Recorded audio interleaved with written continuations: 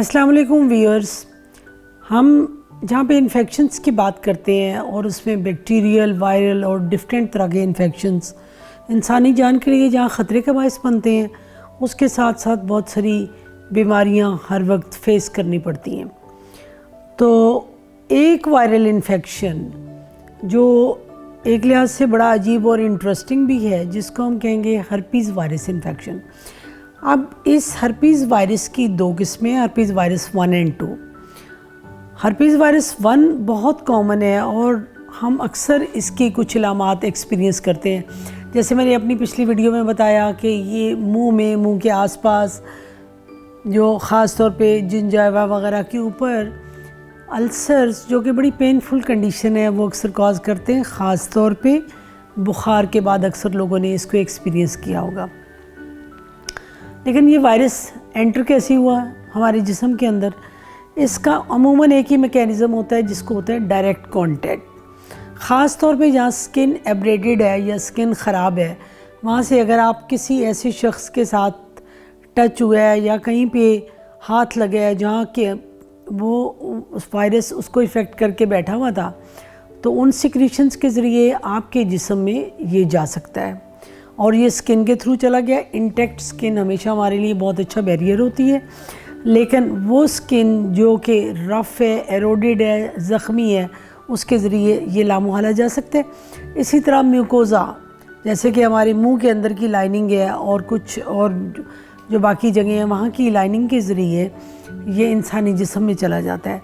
अब इस वायरस की एक बड़ी ख़ास किस्म की एक हैबिट आप कह लें, एक इसकी लाइफ हिस्ट्री है कि जब ये ह्यूमन बॉडी के अंदर एंटर होता है तो बाकी वायरसेस की तरह ये नहीं होता कि कुछ दिन गुजरे जैसे ऑटोमेटिकली कुछ ठीक हो जाते हैं, कभी कभी मेडिकेशंस देनी पड़ती हैं। ये जाके नर्व सेल्स के अंदर सेंसरी गैंग्लियन में बैठ जाएगा, वहाँ पे अपना घर कर लेगा और साल साल खामोशी से या तो बैठा रहेगा, या ख़ास तौर पे जब कभी कोई बॉडी पे स्ट्रेस आया है, किसी वजह से इंसान बीमार हुआ है, उसको बुखार हुआ है, उसकी क़ुव्वत मुदाफ़ियत कम हुई है, या कोई ऐसा मसला आया है, तो ये दोबारा सर उठाएगा और ये अपनी इलामात शुरू कर देगा।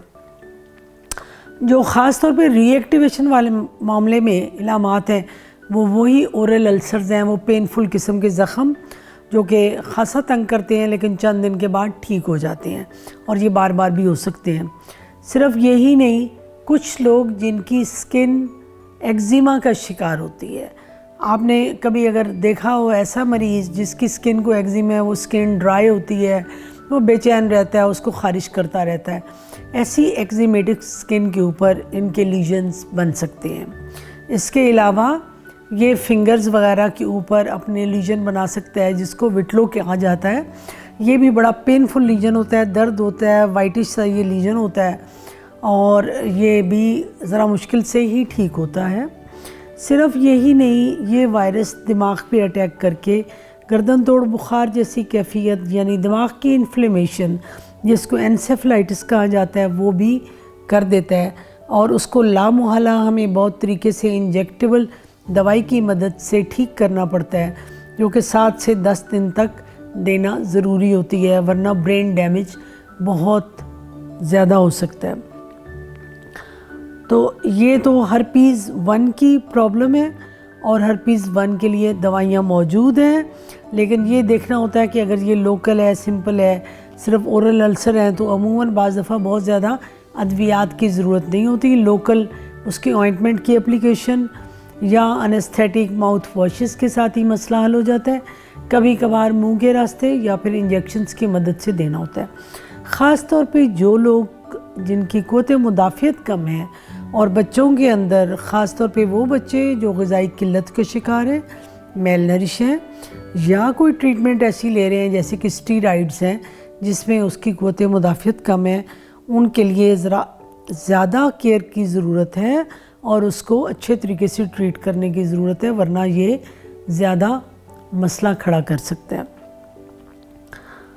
अगली वीडियो में मैं आपको डिटेल में बताऊंगी कि वो हामला माएँ जब उनको ये इन्फेक्शन होता है तो एक पॉसिबिलिटी होती है कि उनके नियोनेट नौज़ायदा बच्चे में ये ट्रांसफ़र हो जाता है, या पैदाइश के बाद भी नौज़ायदा बच्चे को लग के ये बहुत सारे मसाइल का बाइस बन सकता है।